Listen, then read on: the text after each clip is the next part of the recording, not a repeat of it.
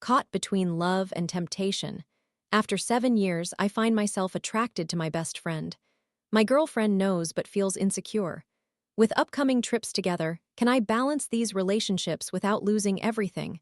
What's the best move? The title says it all. I am in a 7-year relationship with a girl I truly love. I have heard many people say that the 7th year is a crucial one. Lately, we have been facing some problems, and I genuinely want to resolve them because I truly believe she is the perfect person for me. First of all, we were best friends before starting our relationship back in 2018 when we were just 17. I have only been intimate with her, and she has only been intimate with me. In our modern society, this may seem somewhat unusual at times. Many individuals tell me they would never embark on such a serious relationship so early, but I still believe she is the one. And if the one appears before you at 17, you should go for it. We enjoy spending time together, even though we are quite different individuals. I have many friends and hobbies, and I am always occupied. I am a teacher, I sing in a band, and I work as a sports journalist for various websites, among other things. My past has been very challenging. I am an immigrant and have faced many family issues. We were very poor and continue to struggle financially. She has no friends and does not really engage in many hobbies. She loves to read, and that is about it. She dislikes her job, but she has a wonderful family and is financially stable. We are very different people, yet we love each other deeply. We have been looking for a new home, and we hope to marry and have children one day. She is the kindest person on earth, beautiful and incredibly sweet. I never thought I could love someone this much, nor did I imagine I could be loved in return to this extent. So, what is the issue? I believe the main problem lies in one area. I have a female best friend who has been causing some complications. She has been my best friend for about 5 to 6 years now, and we get along very well. She is beautiful, and we share a deep, almost telepathic connection. We can hold entire conversations just by looking into each other's eyes. She went through a breakup a year and a half ago, and since then, we have grown even closer. I definitely have feelings for her, but I am not acting on them.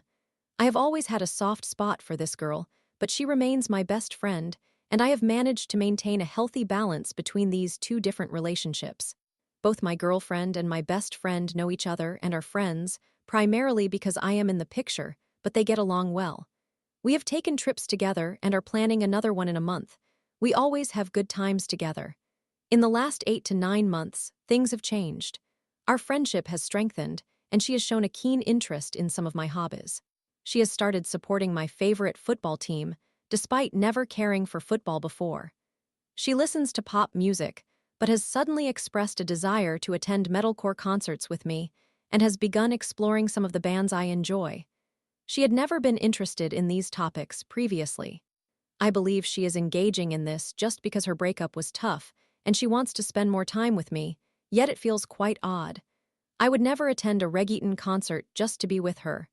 Physically, I have always been attracted to her, and over the past few months, my feelings have intensified. We work out together, and she often asks for my help with exercises. Some workouts combined with her tight clothing drive me wild. She is stunning. Recently, we have been sharing a lot of jokes with double meanings or innuendos. I am not sure what you call them. For instance, I might call her to say I am coming over to her house, and she would immediately make a playful joke related to that statement, making it seem somewhat risque. 2 months ago, I could not hold back any longer because I received tickets for a trip to a European city for Christmas. It would be just me and my best friend. She, of course, consulted my girlfriend, who was comfortable with the idea. I was thrilled, but began to overthink the situation, fearful that I might cheat. To clarify, I tend to overthink everything, and I share everything with my girlfriend. I feel guilty about everything I do, and I tell her because she is my little angel, deserving the best and the truth. After receiving the Christmas gift, I felt the need to express my feelings to both of them.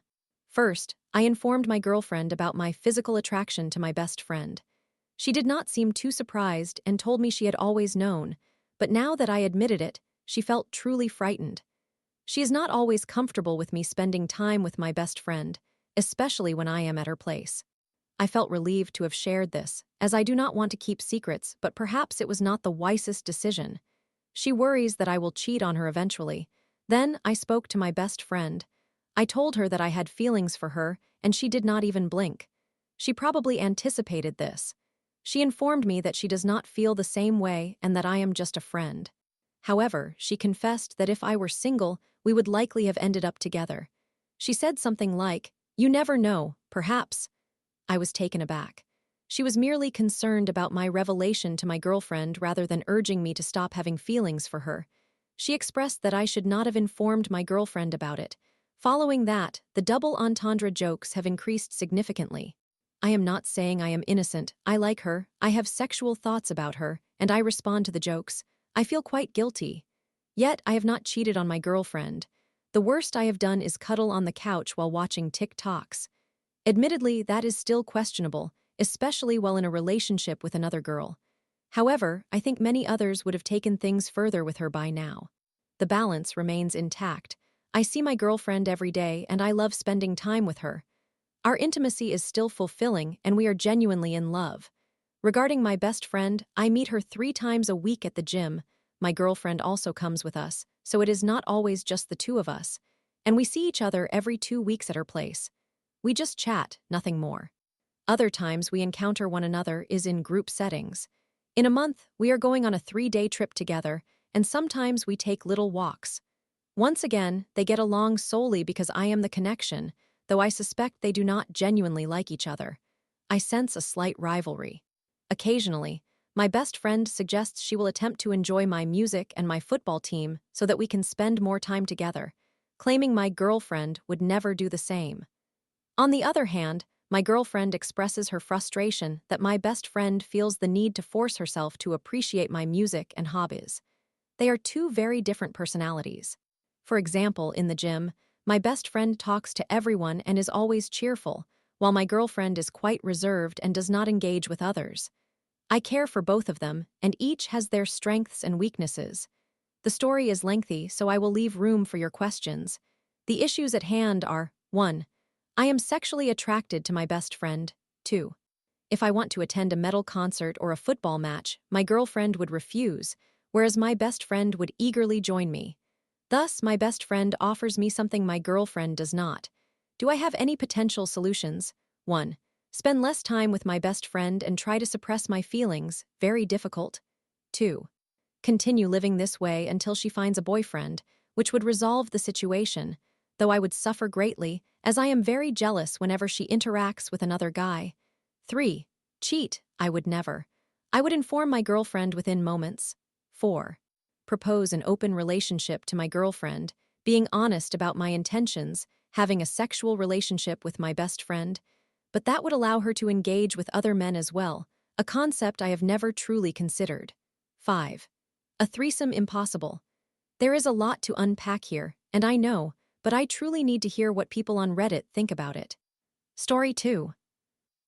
I, 39F, am unhappy with my marriage and unsure if I should leave my husband, 46M. How do I make the correct decision? I, a 39-year-old female, am feeling unhappy in my marriage and am uncertain about whether I should stay or leave. I met my husband, who is a 46-year-old male, 4 years ago, and we lived together for 3 years before marrying a few months ago. To provide some context regarding my husband, he is 8 years older than I am, in his late 40s, and comes from a dysfunctional family similar to mine. His parents never cared for him, and after finishing high school, he worked in various sectors before becoming a marketing executive. He left his job and moved to Australia 9 years ago with his ex-wife and son in search of a better life. They arrived here on his ex-wife's student visa, and he took on various odd jobs while she studied.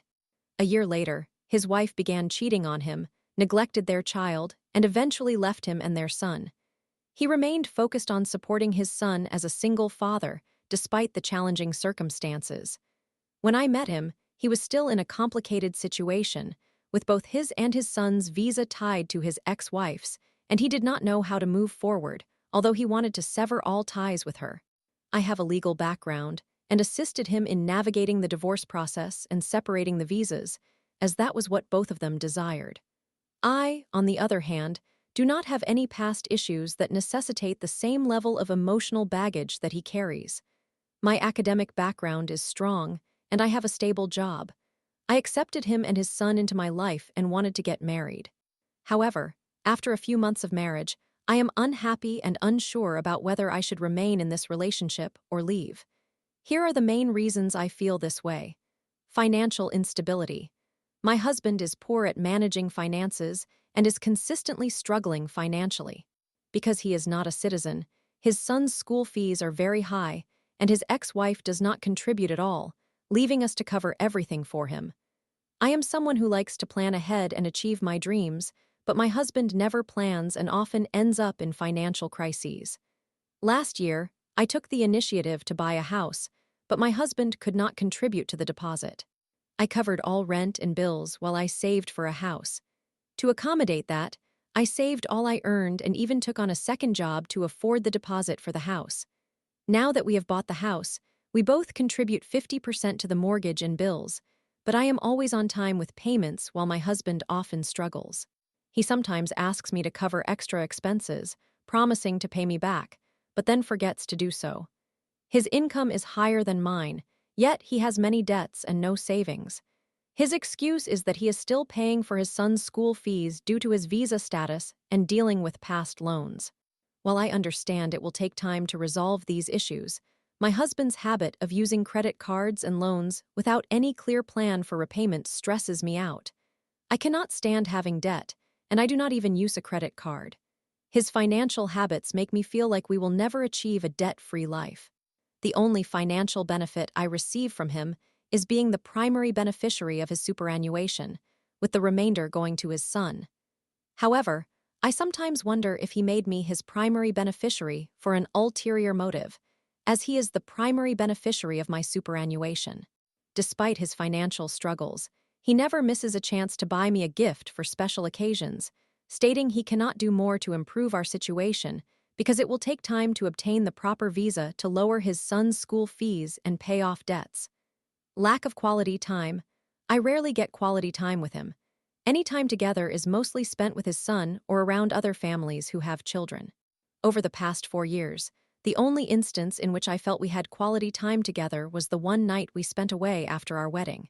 He works 7 days a week, and when he is home, he is either occupied with his son or financially unable to go out or do anything.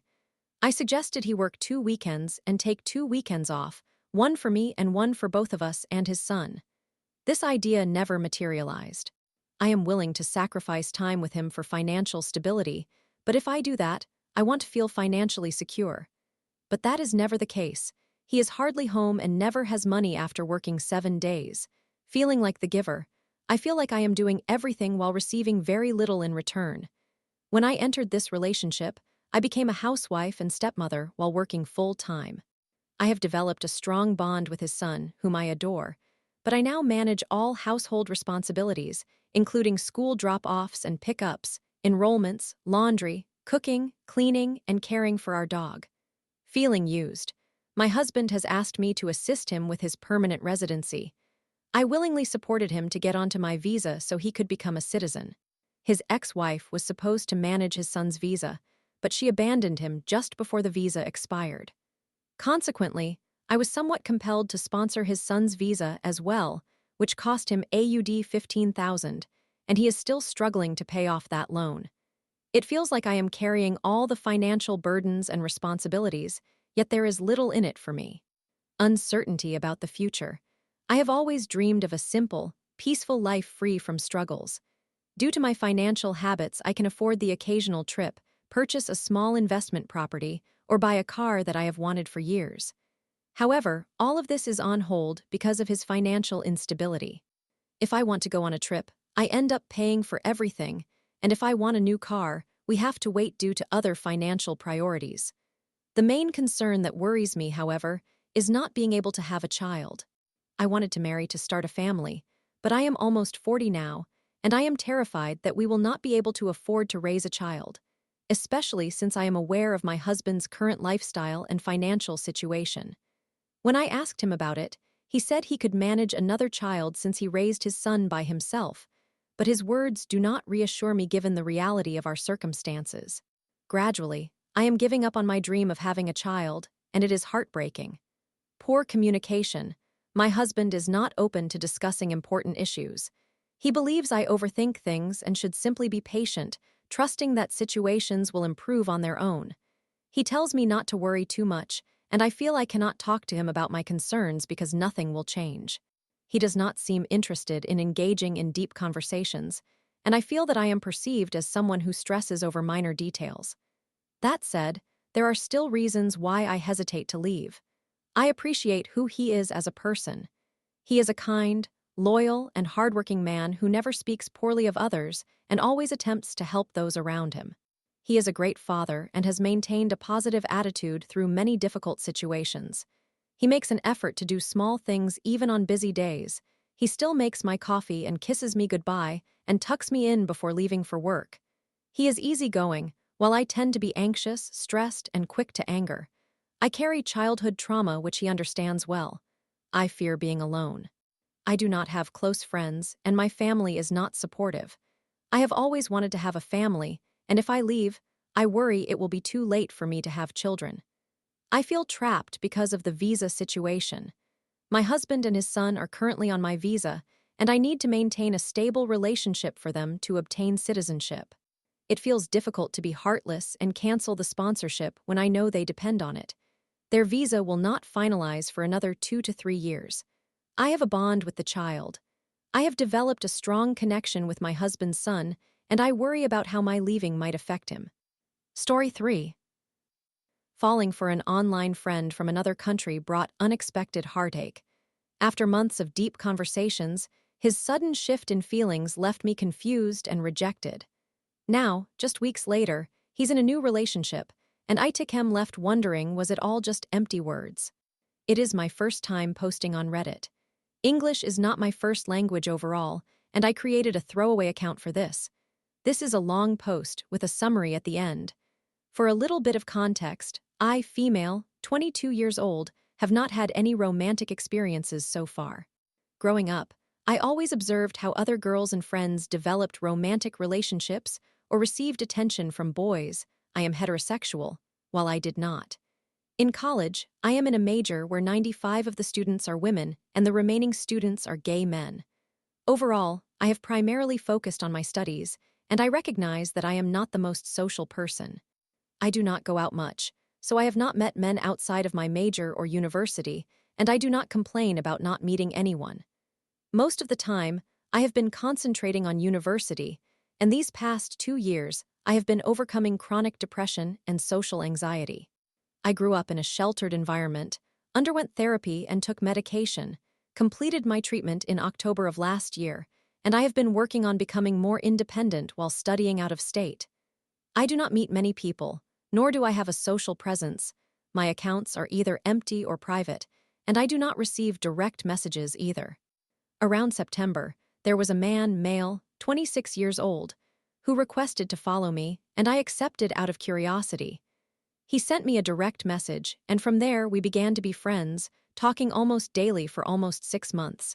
He is from another country, and there was a slight time zone difference between us, but overall, we became close by texting each other daily and getting to know each other as real people, even though we did not video chat. Sometimes we shared videos from our daily lives, exchanged voice messages, and played online a few times. I began to appreciate his attention, as it was the first time a guy had given me that kind of interaction, and over the first month, I developed feelings for him. I did not act on these feelings for fear of scaring him away, and mostly because I had grown very close to him. He had become part of my daily routine, and overall, I learned what it was like to genuinely like someone, as opposed to having crushes on people with whom I did not communicate meaningfully. At the end of January, he randomly texted me that he loved me. I asked him what he meant by that, which I know was a poor response, but I did not know how to react, and he later explained that love could mean many things in my first language and that he was unsure if I loved him back in a profound way, but I liked him and had romantic feelings for him. To keep this concise, he reacted positively, and we began to exchange more romantic messages and share reels that would typically be directed toward couples. We did not clarify our status, which scared me, and I was not as clear as I should have been because I feared I could not be a good partner for him, as I am close to graduating, and it would be a long-distance relationship, which would be my first. Between the two of us, he had more experience, and I knew he had ended a long 5-year relationship several months ago before we met. I am unsure how recent that was, as I did not bring it up to avoid making him feel awkward. I assume the breakup was about 4 to 5 months before we met. However, our relationship or situationship became stagnant, and I began to notice a lack of interest from him before Valentine's Day. Regardless, I gave him some space, but I also sent him an online Valentine because I wanted to do something special for him. He reacted positively, and the following days felt as though nothing had changed. However, the week after that, he chose to be honest and discussed how he felt awkward about the romantic tone of our recent messages and how he felt rejected by me when he mentioned that he loved me. I attempted to understand his perspective and tried to explain my feelings, but he became more upset and said hurtful things. I decided not to respond to those messages, and a day later, I drafted a lengthy document conveying my feelings regarding his lack of interest and the absence of initiative to date me, especially since we both had feelings for each other. He wrote a response to mine, which felt rushed and confusing. After reflecting on it, I tried to speak with him further to grasp where he was coming from. We had a call, during which we both agreed to cease the romantic interactions.